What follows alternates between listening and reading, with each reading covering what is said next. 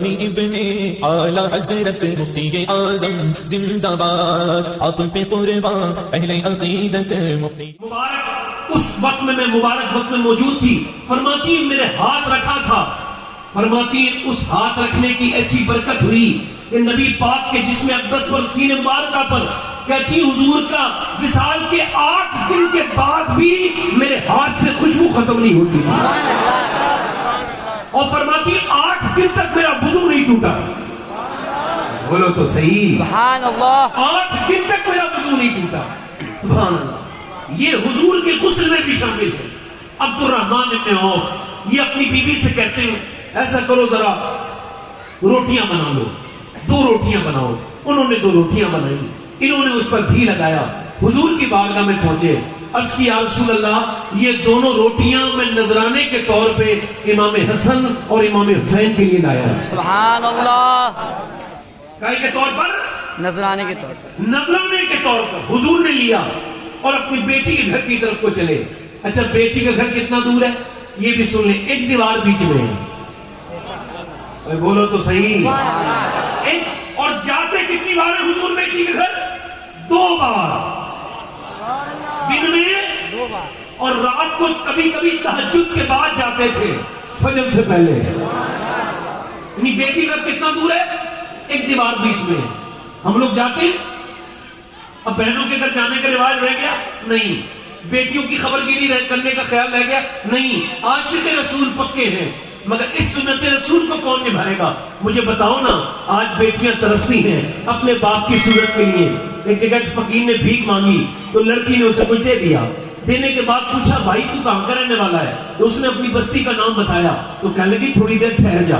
اندر گئی، باہر اندر کے بعد باہر آئی، پھر کچھ جوڑے دیے اور کچھ پیسے دیے۔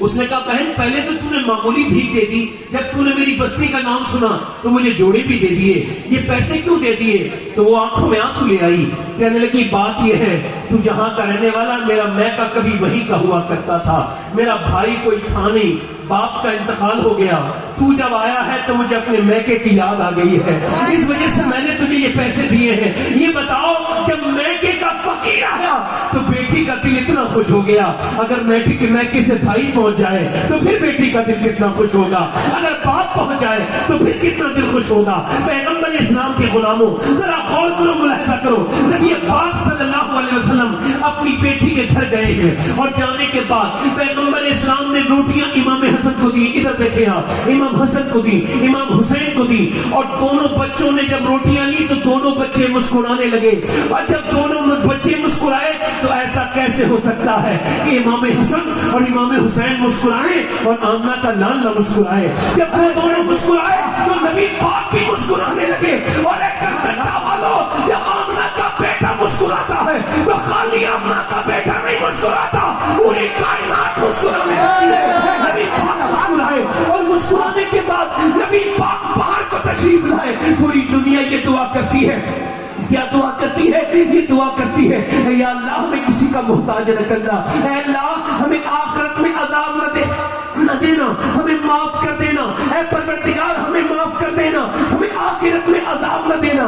پوری دنیا دعا کرتی ہے اے اللہ کسی کا محتاج نہ کرنا۔ اور نبی جب باہر کو تشریف لائے تو نبی پاک نے عبد الرحمن ابن عوف کو دیکھا، اور دیکھنے کے بعد فرمایا یا عبد الرحمن کفاک اللہ امر دنیا کا، اے عبد الرحمن اللہ تجھے دنیا میں کسی کا محتاج نہ کرے۔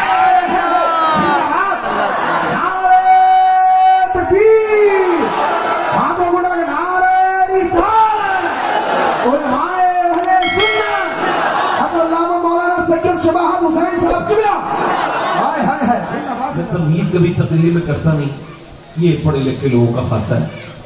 بات شروع ہو رہی ہے بھائی دھیان سے سنیں ذرا، ادھر دیکھیں، ماشاءاللہ بہت اچھا مائک ہے۔ کبھی کبھی ایسا ہوتا ہے کہ بندے کا خود کا مائک خراب ہوتا ہے تو وہ مائک والے کو کہنے لگتا ہے، تو یہ مائک تو بالکل ٹھیک ہے، اور اس معنی کر بھی ٹھیک ہے کہ اس سے قیامت کے دن کوئی حساب نہیں ہوگا، مائک سے ہوگا نہیں، کوئی حساب نہیں ہوگا، مگر ہم سے تو ہوگا نا حساب۔ کوئی پوچھتا تھا اویس قرنی سے کیا حال ہے، کیا پوچھتا تھا؟ اویس قرنی سے کیا حال ہے؟ تو فرماتے تھے اگر جہنم سے بچ گئے تو حال ٹھیک ہے، ورنہ کیا حال ہے۔ یہ ہونا چاہیے. اگر جہنم سے بچ گئے تو اب یہ ساری جو آپ کے انتظام ہے یہ تمام ہو گئے. اب کوئی کمیٹی والوں کے ادھر ادھر جانے کی ضرورت نہیں, بس بیٹھ کے میری گفتگو کو سنیں. عشرہ مبشرہ کے صحابی ہیں, نام ہے عبد الرحمن ابن عوف. یعنی کون ان 10 لوگوں میں شامل ہیں جن کے بارے میں حضور نے فرمایا یہ جنتی ہیں. اعلیٰ فرماتے ہیں وہ 10 جن کو جنت کا مزدہ ملا, اس مبارک جماعت پہ لاکھوں سلام. حضرت عبد الرحمن ابن عوف کون ہیں؟ یہ وہ ہیں جو نبی پاک کے غسل میں شریک تھے. سبحان اللہ بولو نا یار. عبد الرحمن ابن عوف نبی کے غسل میں شریک تھے. نبی پاک کے غسل میں سیدہ ام سلمہ فرماتی ہیں کہ نبی پاک کا جب وصال ہوا نا, وصال ظاہری, تو حضور کی جب روح نکلی نا, بخاری شریف کی حدیث ہے, قیامت کے دن ایک بندے کو بخشے گا تو وہ بندہ عرض کرے گا مولا تو نے مجھے کیوں بخش دیا؟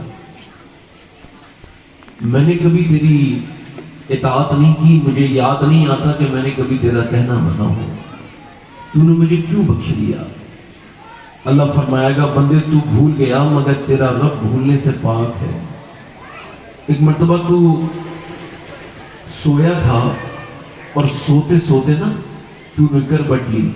اچھا تجھے پتا نہیں تھا مگر تو نے پھر بھی میرا نام لیا اور تو نے کربٹ لیتے لیتے کہا یا اللہ.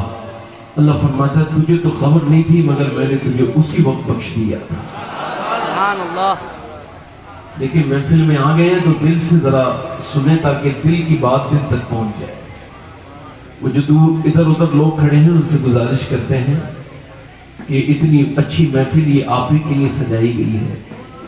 یہ کمیٹی, یہ عاشقان اہل بیت کمیٹی, اللہ تبارک و تعالیٰ انہیں دنیا آخرت میں اس کا بدلہ عطا فرمائے. کہنے لگے بیٹے بات یہ ہے میری زندگی کامیاب ہو گئی. کیا ہوا؟ ابھی میں جب سوتا تھا نا تو میں نے خواب میں دیکھا تو لنگر بانٹ رہا ہے شربت کا, اور تیرے لنگر پر گھڑسوار آیا, اس نے تجھ سے شربت لیا اور پیا, اور اس کا چہرہ اتنا خوبصورت تھا کہ میں نے اپنی زندگی میں اتنا حسین انسان نہیں دیکھا. میں نے پوچھا آپ کون ہیں؟ انہوں نے کہا پہچانا نہیں, میرا نام حسین ابن علی ہے. Welcome to my channel ghost network. Subscribe کریں, بیل آئیکن کو بجانا بالکل بھی نہ بھولیں.